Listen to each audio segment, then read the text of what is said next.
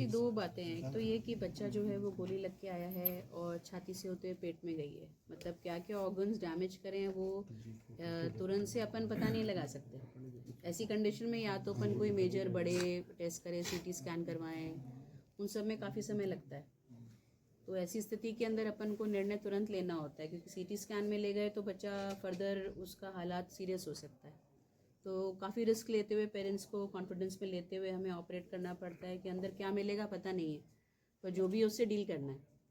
तो ज़रूरत थी ये तो पता चल गया था, क्योंकि छाती से पेट में गई थी और पेट में आंत फटी हुई है ये पता चल रहा था, इतना पता चल रहा था। इसके अलावा क्या अंग डैमेज है वो कुछ जानकारी नहीं थी।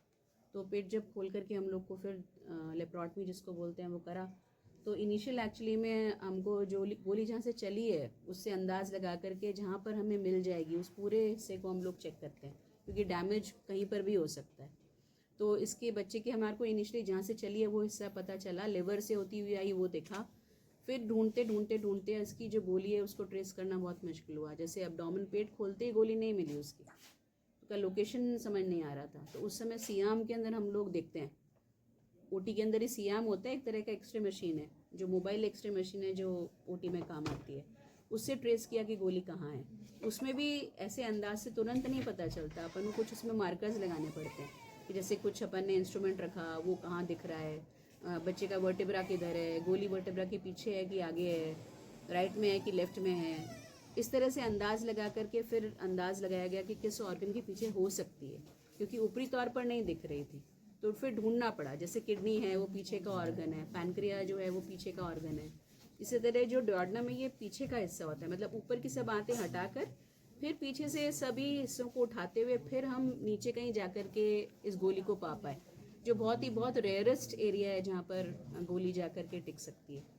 तो वो पूरा डुओडेनम के चौथे हिस्से में हमें जाके मिली, उसको निकाला। वहाँ पे तो डैमेज था ही सही, अभी उसको उल्टा ट्रेस करते हैं कि वहाँ से जहाँ से चली है और जहाँ आई है उसके बीच में जितने भी हैं उनको पूरा प्रॉपरली माइन्यूटली चेक करना पड़ता है कि वहाँ क्या क्या डैमेज हुआ होगा। फिर वो डुओडेनम के एंटीरियर हिस्से को भी देखा कि कहीं वहाँ पे कहीं कोई डैमेज ना हो, वहाँ से होती हुई आई हो तो, या हो सकता है पैनक्रिया उसके बिल्कुल पास में उसमें से होती हुई आई हो, कुछ बोल नहीं सकते ना। तो पैनक्रियास प्रॉपर चेक करके डुओडेनम का आगे का हिस्सा पूरा चेक किया, तो आगे की वॉल में भी क्षतिग्रस्त था, फिर वो भी रिपेयर किया अपन ने।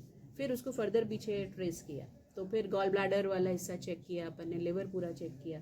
गॉल ब्लैडर में भी छेद था आगे पीछे दोनों तरफ और बुरी तरह डैमेज था गॉल ब्लैडर, तो उसको हटाया। फिर लिवर के नीचे जो डैमेज था जहाँ से खून बह रहा था उसको चेक करके वहाँ पे हमें ब्लीडिंग वगैरह स्टॉप करनी पड़ती है, स्पेशल कॉटरीज यूज़ होती है, उससे स्टॉप करना पड़ता है। कुछ चीज़ें लगाते हैं कि ब्लीडिंग पूरी तरह से बंद हो जाए बच्चे की। फिर वो थोड़ी देर रुक कर देखना पड़ता है, पूरा चेक करा पूरा अच्छी तरह से। इस तरह से उसको पूरा अपन को 100% होना ज़रूरी है, क्योंकि ऐसा बच्चा दूसरा चांस नहीं देगा अपन को। तो वो सब चीज़ें रिपेयर करके जो रिक्वायर्ड था सब करके फिर आईसीयू में शिफ्ट किया बच्चे को। अभी स्टेबल है बच्चा। ये फायर कैसे होना बताया परिजनों? दादा काफ़ी एजड हैं, तो वो कुत्तों की साउंड से गुस्सा हो रहे थे, तो वो एयरगन लेकर के आए, उन्होंने कुत्तों पे फायर किया और वो रिवर्ट होकर के गोली बच्चे को लग गई। मतलब किसी पत्थर से टकरा के रिवर्ट होके आई और बच्चे को लग गई। एक्सीडेंटल था। क्या एज है मैम बच्चे की? बच्ची की 4.5-5 साल, 5 साल करीब का बच्चा है। कितना स्ट्रगल करना पड़ा इस पूरे ऑपरेशन में? काफ़ी इसमें हम लोग को, बिकॉज एक तो इमीडिएट हम लोगों को डिसीजंस लेने पड़े कि जैसे बच्चा आया अभी लो है, सीरियस है। फिर ये मेजर रिस्क ये होता है कि आप बिना प्रॉपर जानकारी के अंदर क्या क्या डैमेज है अंदर जाओ है। तो ये एक तरह का पूरा ये ऐसे शेर की मान में जाने जैसा है कि जो होगा वो अंदर से डील करना पड़ेगा। तो मगर उसके अलावा रास्ता नहीं था, तो वो एक स्ट्रगल था। दूसरा प्रॉब्लम आया इसकी गोली को लोकेट करने में, क्योंकि आराम से पेट में दिखी नहीं वो खुलते ही।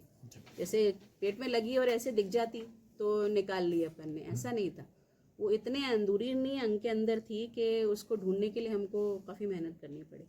पूरा हमारी एनेस्थीसिया टीम उसमें भी ज़्यादा था, तो उसमें ट्रेस करना थोड़ा इतना आसान नहीं होता। पूरे ऑपरेशन को ऑपरेट करने में कितना समय, कितने घंटों का समय? करीब 3 से 4 घंटा लगा हमें। जवाहरलाल नेहरू अस्पताल में एक बच्चे को गोली लग के यहाँ लेके आया गया था इमरजेंसी में।